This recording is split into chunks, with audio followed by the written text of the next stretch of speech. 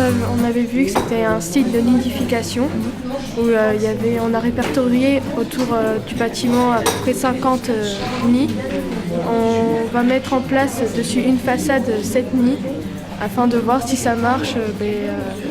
On développera le projet.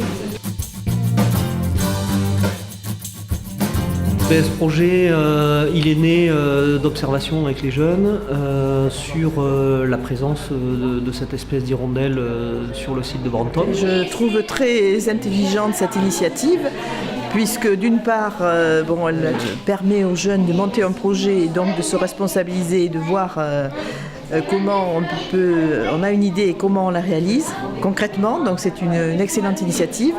Et puis en plus c'est une sensibilisation aussi à la nature. Ça les éloigne un peu de leurs écrans, donc c'est très bien. Et je me rappelle quand j'étais gamine que je rentrais lors de la rentrée du collège, les hirondelles étaient alignées sur les fils électriques, donc elles étaient déjà là il y a bien longtemps. Et c'est vrai qu'on en voit beaucoup moins, donc c'est une excellente idée que de les faire revenir.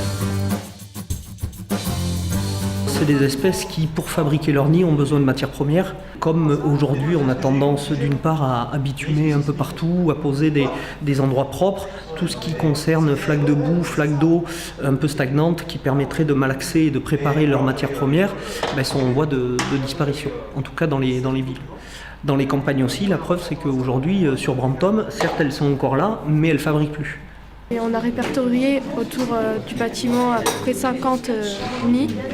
On va mettre en place dessus une façade 7 nids afin de voir si ça marche. On développera le projet à toute la façade. La communauté de communes s'implique d'une part sur la demande un peu de la commune de Brantôme et d'autre part par rapport aux ados.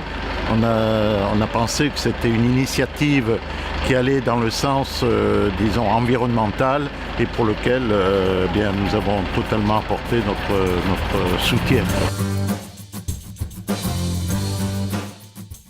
Donc on a pris un support de fabrication.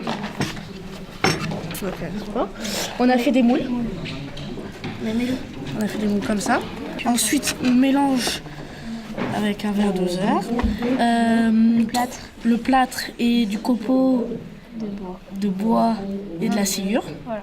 On mélange tout ça. Ensuite, on tapote, on met tout dessus pour que ça fasse un nid comme ça. Après, on met des petites équerres. Je crois que c'est ça. Petites équerres, on les met ici. Et après, on attend que ça sèche. Puisqu'il y a le nid en lui-même, et après elles viennent bâtir le nid avec des brindilles, de la mousse, des plumes, où elles vont déposer les œufs.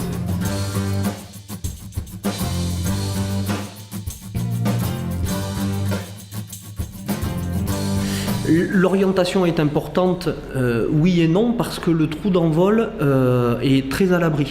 Mais c'est vrai qu'il y a des expositions qui sont plus privilégiées, et donc éviter le nord et éviter l'ouest. La difficulté pour les poser, il y a très peu de difficultés, ça nécessite peu de matériel, du petit outillage.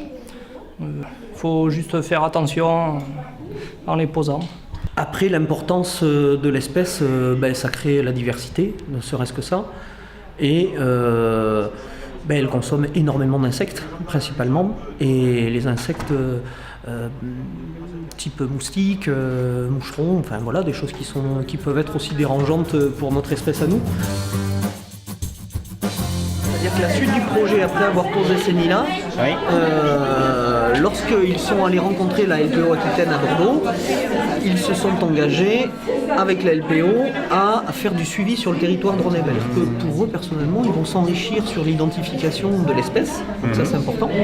Et derrière, ils vont pouvoir tourner sur tout le territoire et proposer dans le même temps un suivi et dans le même temps un savoir-faire.